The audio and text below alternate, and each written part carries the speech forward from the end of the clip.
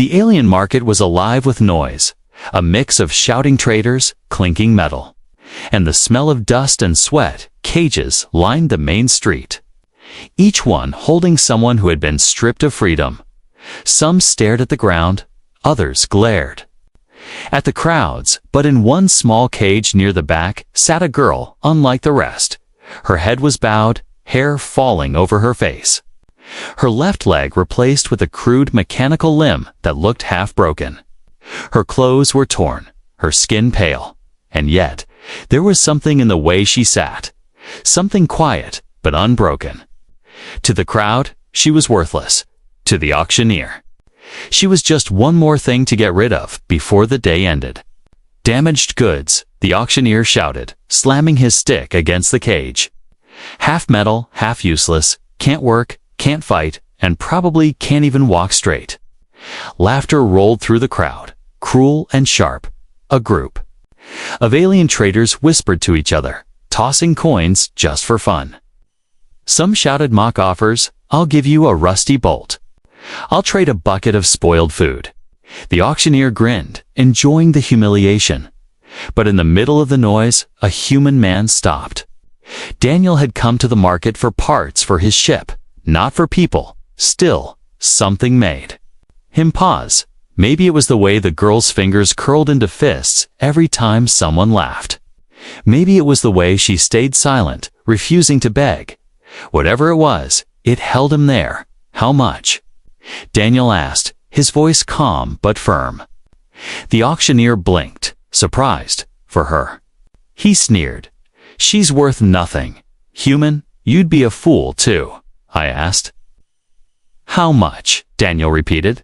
Louder this time. The crowd chuckled, muttering about human stupidity. One alien even leaned over to his friend and said, "Watch, he'll regret it."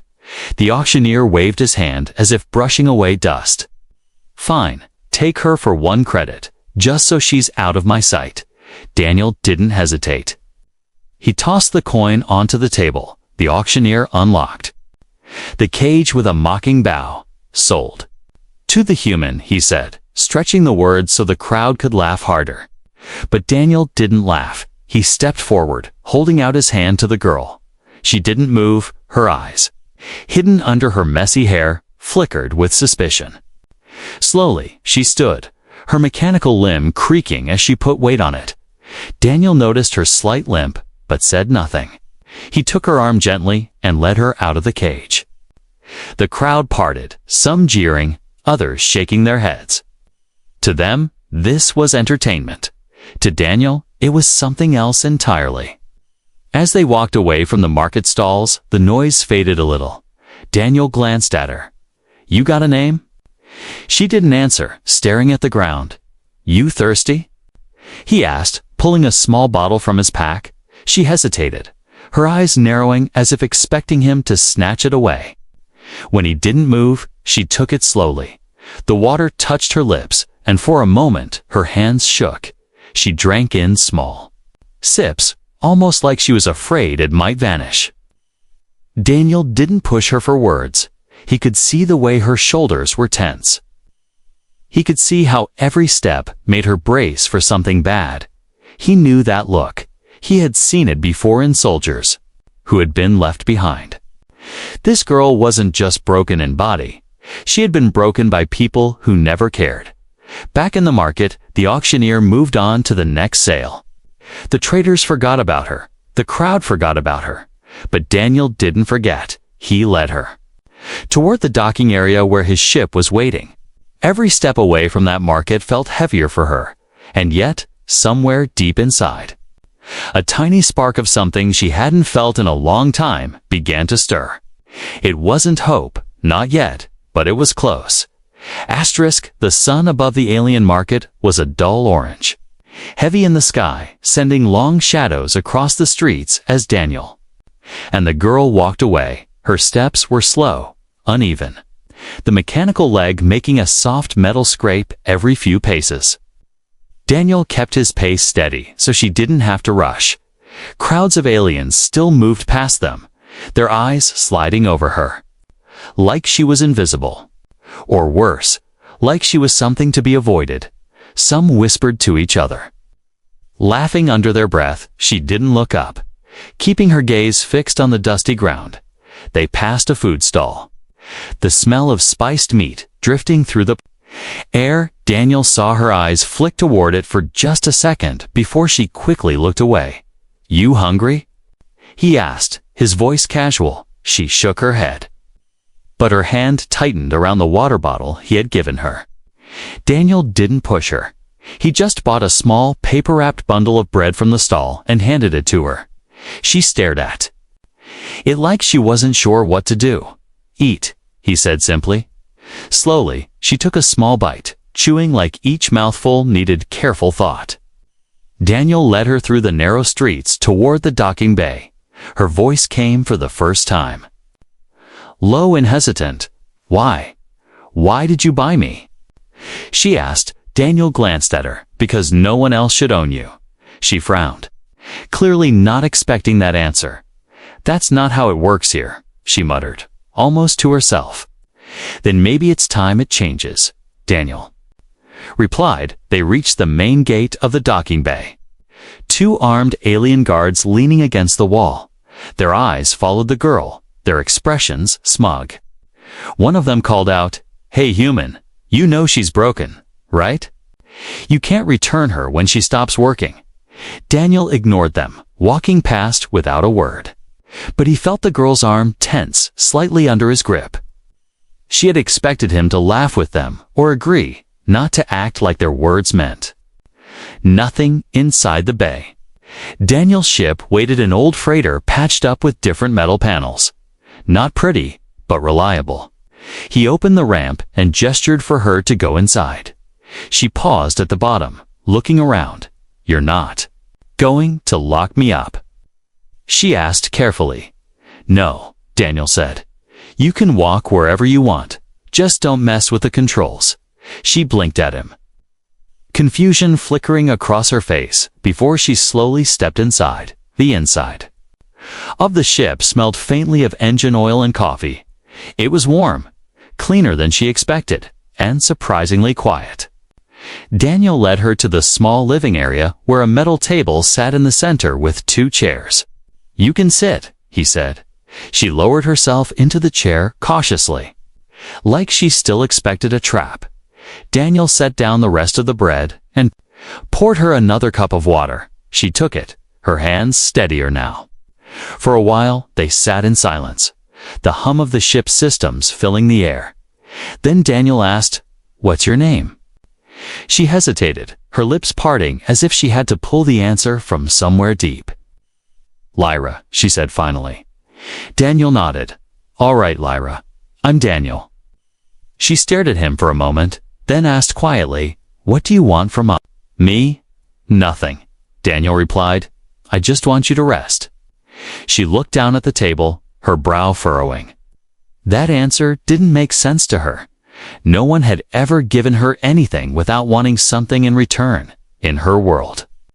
Kindness always came with a price, and yet, here he was, speaking like it was the most normal thing. After she finished eating, Daniel showed her to a small room, a simple bed, a blanket, a storage locker. "This is yours," he said. "You can stay here as long as you need." She stood in the doorway for a long moment, her hand brushing over the blanket like she couldn't believe it was real. When Daniel left her there, she sat on the bed, the softness strange against her skin. For the first time in years, she didn't hear the sound of a lock clicking shut behind her. She lay back slowly, staring at the ceiling. Her body was tired, her mind heavier still. She didn't trust him, not yet, but she couldn't ignore the fact that he hadn't hurt her, hadn't yelled, hadn't called her broken. Somewhere deep inside, a tiny part of her wondered if maybe this time could be different. Morning came slowly on the freighter. The steady hum of the ship's systems was the first thing Lyra heard when she opened her eyes. For a moment, she forgot where she was, expecting the cold metal walls of a slave cell. But instead, she was lying on a soft bed, wrapped in a blanket that still carried a faint scent of soap.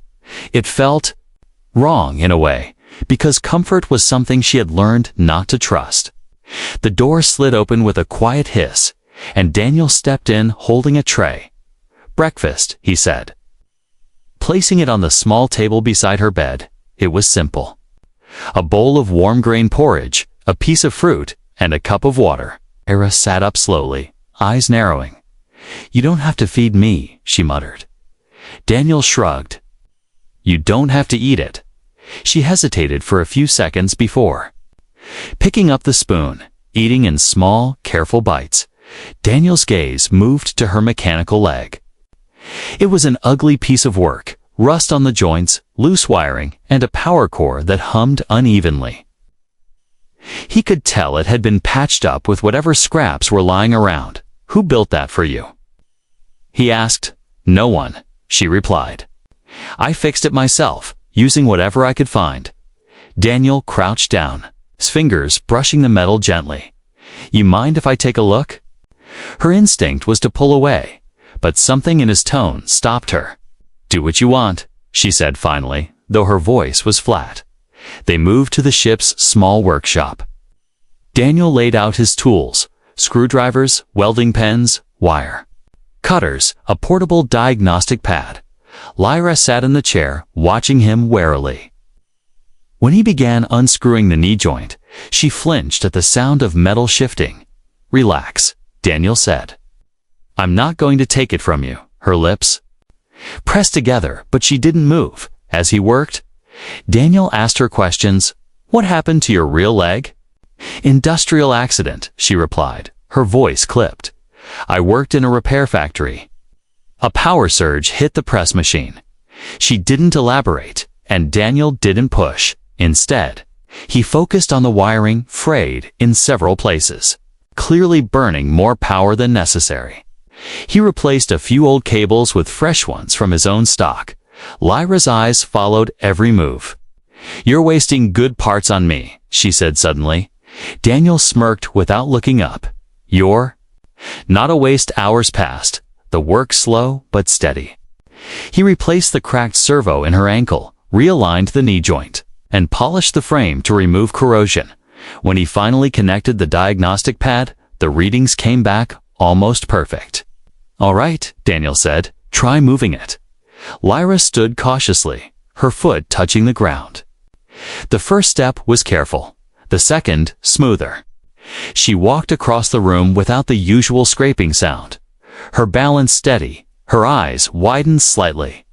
Though her face remained guarded. "It doesn't hurt," she murmured. "Good." Daniel said simply, "You deserve better than pain." She sat back down, staring at the leg like it didn't belong to her. "Why are you doing this?" she asked quietly. Daniel wiped his hands on a cloth. "Because someone should have done it a long time ago." Her throat tightened at his words, but she quickly looked away, unwilling to let him see any crack in her walls.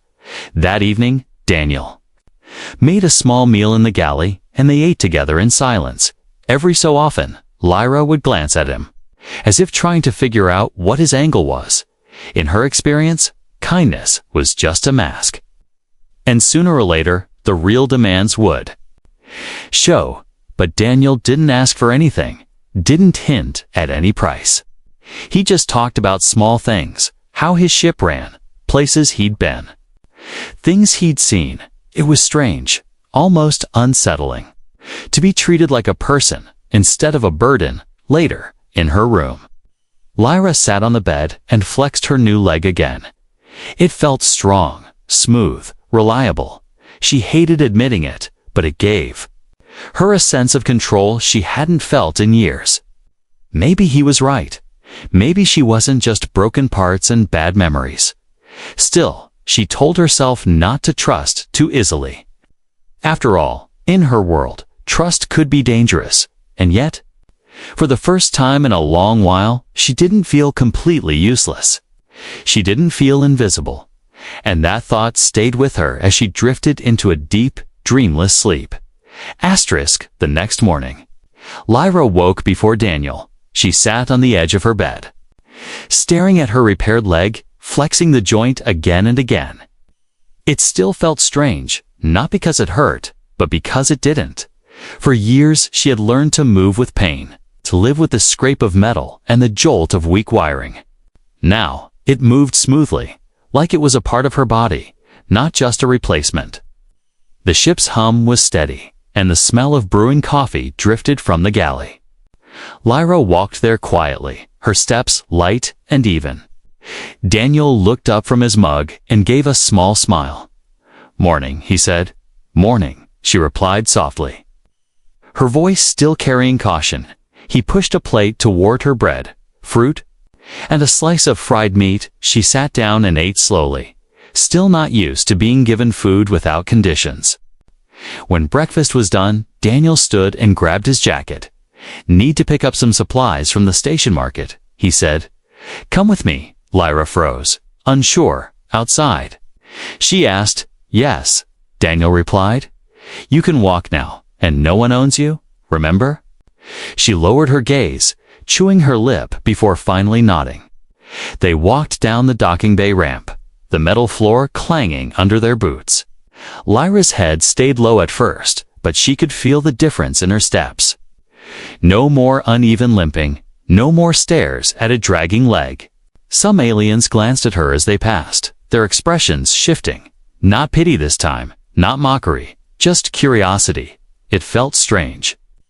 She wasn't sure if she liked it. At the market, Daniel moved from stall to stall, buying spare ship parts, engine coolant, and fresh food. Lyra stayed close, her eyes scanning the crowd. Always alert for danger, she noticed a pair of young alien children staring at her mechanical leg, their faces full of questions. One of them asked shyly, "Does it hurt?" Lyra hesitated, then shook her head. "Not anymore." The child's smile was small but genuine, and it caught Lyra off guard. Daniel noticed and gave her a brief nod. It was the first time he had seen her speak to someone without suspicion. They continued through the market until they reached the far end, where the crowds thinned and the air was cooler. Daniel stopped to load the supplies into a small hover cart. "You're walking better," he said casually. Lyra looked at him. "It's because of you." Daniel shrugged. "It's because of you. You're the one walking." On the way back to the ship, they passed a group of alien traders playing cards. One of them looked up and recognized her, his mouth twisted into a sneer. So the humans still keeping the broken girl. Lyra's muscles tensed, ready for the usual sting of insult. But Daniel didn't even slow down. "Guess. I like fixing things," he said, his tone calm but sharp. Lyra blinked. Glancing at him, no one had ever answered an insult on her behalf before.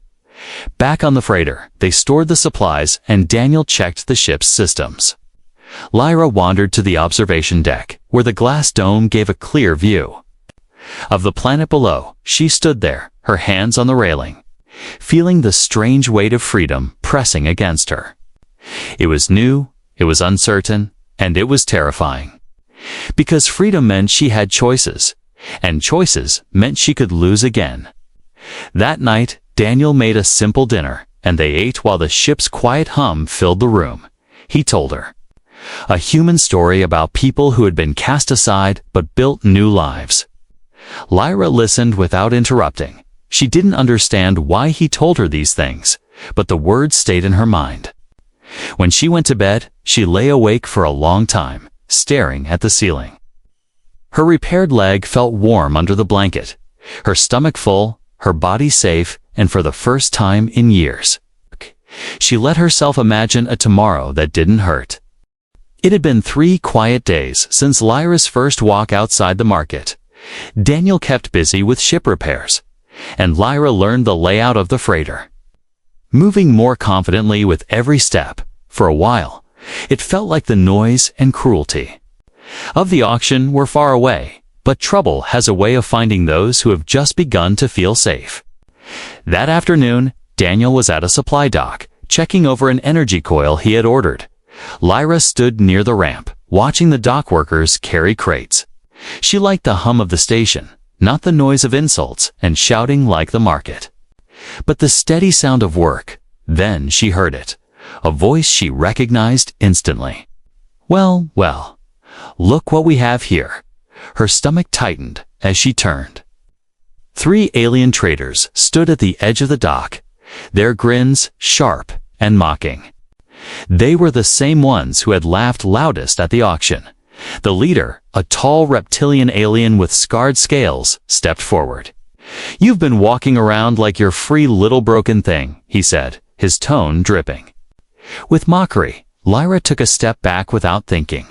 One of the others turned to Daniel. "Human, you must be new here.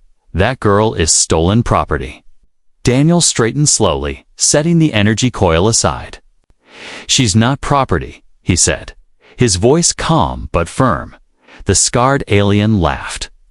"Everything here is property if someone paid for it. And we owned her before you grabbed her for one pathetic credit. That means she wasn't worth anything to you," Daniel replied, "so you can walk away now." The trader's grin vanished, replaced with a cold glare. "You don't tell me what to do, human," he hissed, stepping closer. Lyra's mechanical legs shifted slightly, the faint whir of the motor loud in her own ears. She wanted to move, to hide, but her feet felt heavy. Her mind flashed back to the cage, the smell of rust, the jeers of the crowd. She had been helpless then, and some part of her still believed she was helpless now. The second alien reached for her arm, but before his fingers could touch her, Daniel moved. His hand shot up, gripping the alien's wrist, twisting it sharply. The alien let out a pained hiss and pulled back. Daniel's other hand rested on the blaster at his side. "You try to take her," Daniel said quietly, "and you won't walk away." The dock workers nearby froze, watching. The scarred leader's tail lashed against the floor. "This isn't over," he said finally, his voice low and dangerous. "You can't keep her forever, human one. Day you'll turn your back, maybe," Daniel replied, "but not today." The 3 traders backed away slowly, their eyes locked on Daniel. Lyra didn't breathe until they disappeared into the crowd. Daniel turned to her, scanning her. "Face, you all right?" he asked. She nodded quickly, but her voice was tight. "They'll come back." "Probably," Daniel admitted. "But when they do, we'll be ready." Back on the freighter, Lyra sat at the table, her hands gripping the edge. The old fear was back, the knowledge that someone wanted to put her back in chains. But something else was there too, the memory of Daniel stepping between her and them. The calm in his voice when he said she wasn't property. No one had ever stood in front of her like that before. It left her unsettled, not because she didn't like it, but because she didn't know how to handle it that night. Daniel checked the ship's security systems, adding extra locks to the ramp controls. He moved a small blaster to a drawer near Lyra's room. "You know how to use one of these?" he asked. She hesitated, then shook her head. "Then I'll teach you," he said simply. Lyra stared at the weapon, her mind turning over the idea, the thought of holding something that could make her more than prey. It was frightening. But it was also powerful. For the first time since the auction, she realized something. She wasn't just waiting for the next bad thing to happen. She was starting to prepare for it. Asterisk, the warning siren echoed through the freighter. Lyra woke with a jolt, her heart pounding. The red emergency lights flashed along the corridor, bathing the walls in a deep, urgent glow. She stumbled out of her room, the hum of the ship's engines replaced by a sputtering grind.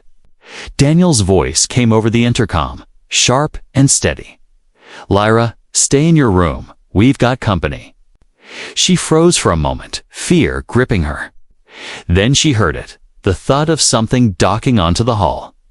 Her mind flashed back to the scarred alien at the dock, the way he'd promised to come back. This wasn't random. They were here. For her, the ship shook as the attackers tried forcing their way inside. Daniel's footsteps pounded past her door. Blaster in hand, she caught sight of his face, focused, determined before he disappeared toward the cargo bay. Lyra gripped the doorway, her pulse racing. Part of her wanted to do as he said and hide, but another part, the part Daniel had been building up since the auction, refused. The next thing she knew, she was heading toward the engine room. If they disabled the ship completely, Daniel wouldn't be able to fight or run.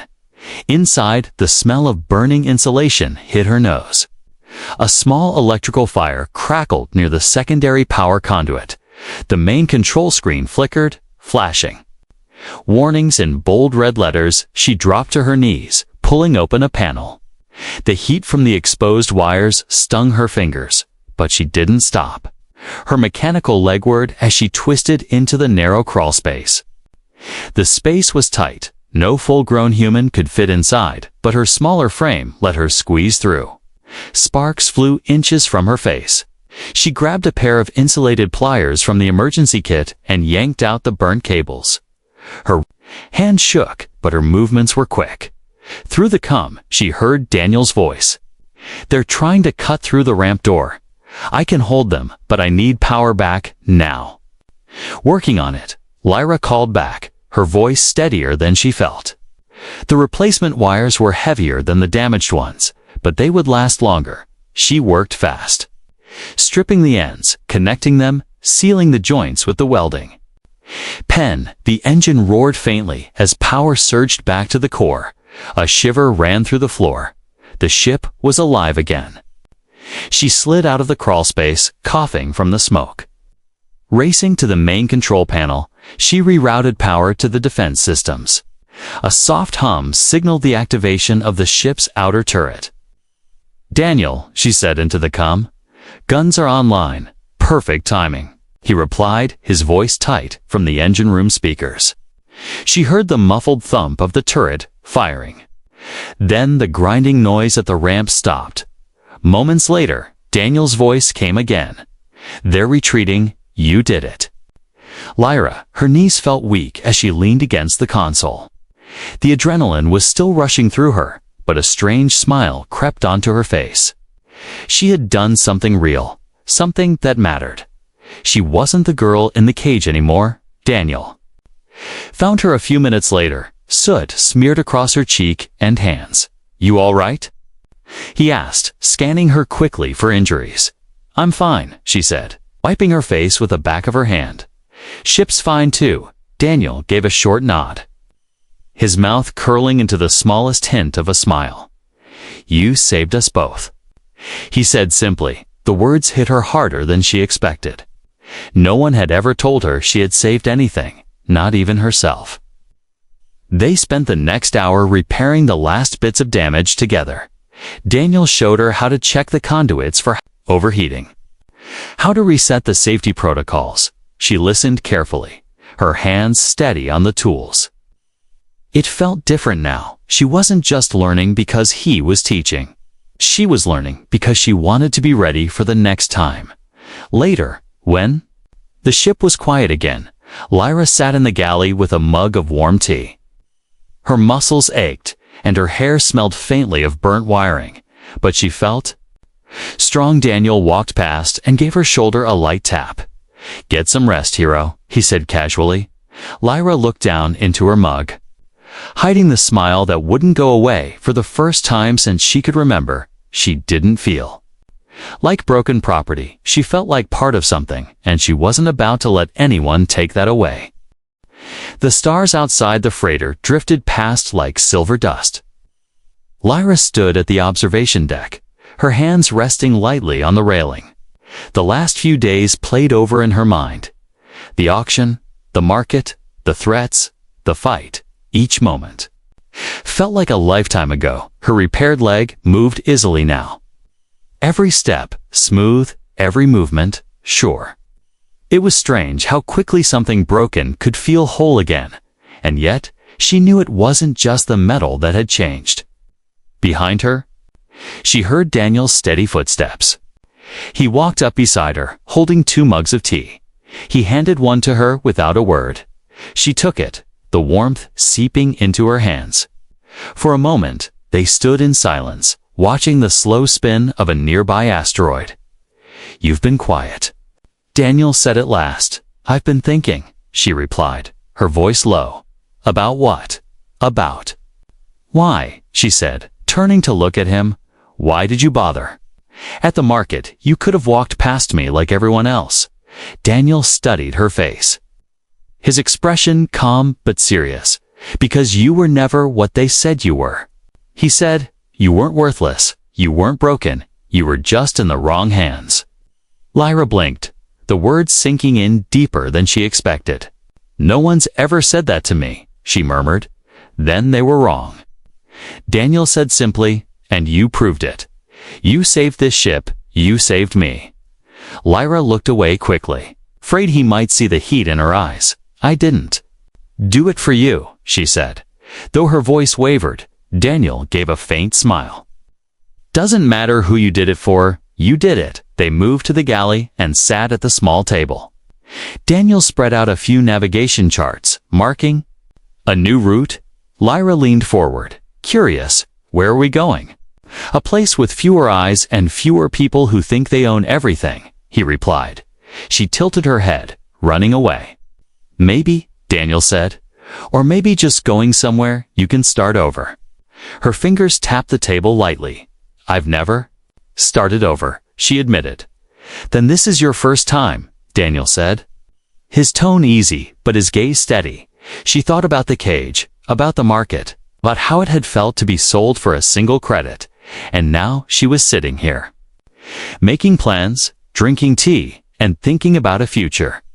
The difference was almost too much to hold in her mind. Later, when the ship entered hyperspace, Lyra walked through the corridors. Her steps steady and light. She paused at the engine room door, looking inside at the repaired conduits she had worked on. Her work, her hands, had kept the ship flying. That thought made her chest feel tight in a way she didn't understand. When she returned to her room, she found something on her bed. A small toolkit, neatly arranged inside a case. A note lay on top, written in Daniel's firm, practical handwriting for when you want to fix something yourself. She picked it up, running her fingers over the smooth metal handles of the tools. It wasn't just a gift. It was a sign that he saw her as someone who could build, repair, protect, not just someone to be protected. That night, Lyra stood once more at the observation deck. The stars shifting slowly outside. Daniel joined, her leaning casually against the railing. So, he said, what do you want to do now? Lyra thought about it. Really thought. I want to learn more, she said at last, about ships, about fixing things. Maybe about defending them too. Daniel nodded. Then that's what we'll do. She turned to face him fully. Daniel. Back at the market, they called me broken, she said quietly. But you didn't see me that way. That's because you never were, he replied, meeting her gaze without hesitation. And in that moment, something inside her finally let go the weight of years spent believing she was less. She didn't smile big, she didn't cry, but she stood taller. Not because he had saved her, but because she had proved, to both of them, that she was worth saving. As the freighter cut through the endless dark, Lyra knew the road ahead wouldn't be easy. There would be more enemies, more fights, and more moments where fear tried to take over. But this time, she wouldn't face it as the girl in the cage. She would face it as Lyra, the one who had survived, the one who had fought, the one who had worth no one else saw.